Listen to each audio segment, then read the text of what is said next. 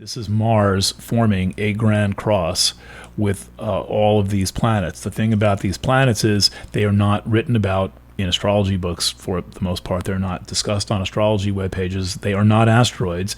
They're not discussed by the leading author of asteroids, Martha Lang Westcott, who relies on me to provide her articles and information about what these new types of planets are. And they have themes that go deeper than either conventional planets or asteroids because they're centaurs and trans-Neptunian objects, and they represent a whole new field of consciousness in astrology. And now among them, the most familiar is Chiron.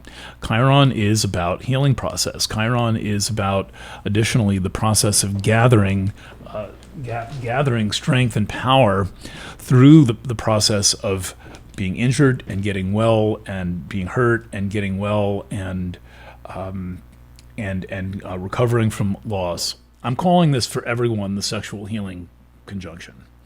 The thing about the 12th is it is in Vedic astrology, thanks to Callie Halverson, the late Callie Halverson, for pointing this out, because it's the 12th.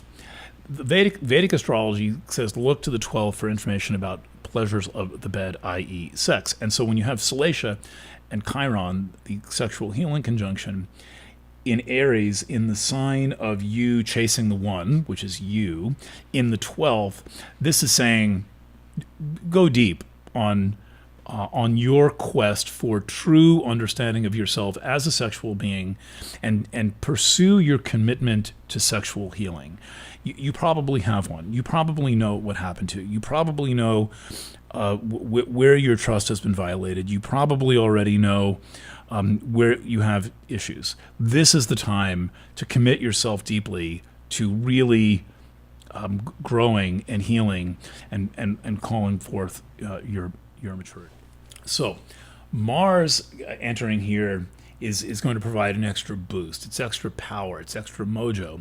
And it's going to be a story of mediating between this issue of self-worth mediated by public presence, by what you think people think about you, and then how you really feel. So now Chiron, which is already asking the question of how you actually feel about yourself and what the relationship of that is to your public image, Chiron's going to do a good job asking that over the next 7 or 8 years.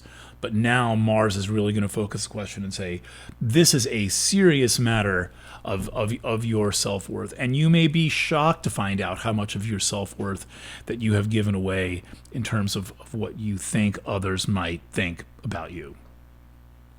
And there are a lot of lessons to be had there, and some of them are hard and some of them are easy.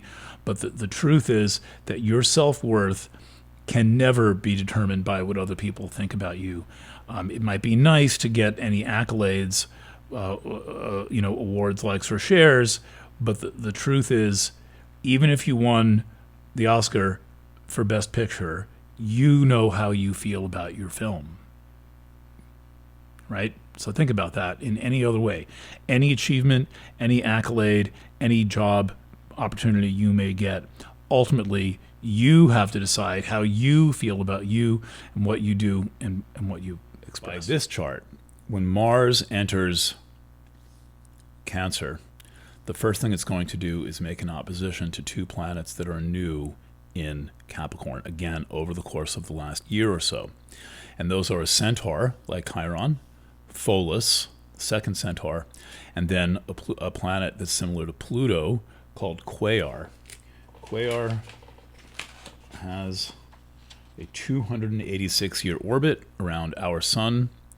So this conjunction is going to last a while because Pholus is also going slowly, but the first thing Mars is going to do is make contact with this. And this is an ancestral conjunction. This is a conjunction that talks about family. And so you are it is possible that you will encounter family business. And when things happen in your world, when conversations happen, events happen, think of them in terms of family. Now, there's solar cycles, there's lunar cycles, and there's other different kind of cycles like motorcycles, which is a very ninth house theme. If you've ever read Zen and the Art of Motorcycle Maintenance, one of the top 5 books I would bring to another planet. But there is a possibly for Leo a missing sense of your emotional cycles, of sensitivity of how you feel every day, and that you feel a little bit different. Leo is like the sun; it wants to keep shining. It wants it to be noon. It wants to, be very steady and consistent in its heat and its energy and its light.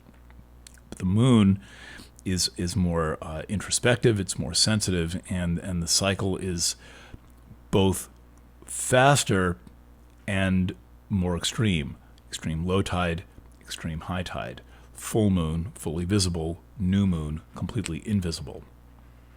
And so your Cancer 12th is calling your attention to those things. And the fact that Mars is entering your 12th house this week is saying that you're going to draw a lot of energy inside your awareness and become aware of feelings that you do not necessarily know that you had, and it will be crucial to stay in contact with your motivation during this, because one of the things that can get lost with Mars in the 12th is your motivation.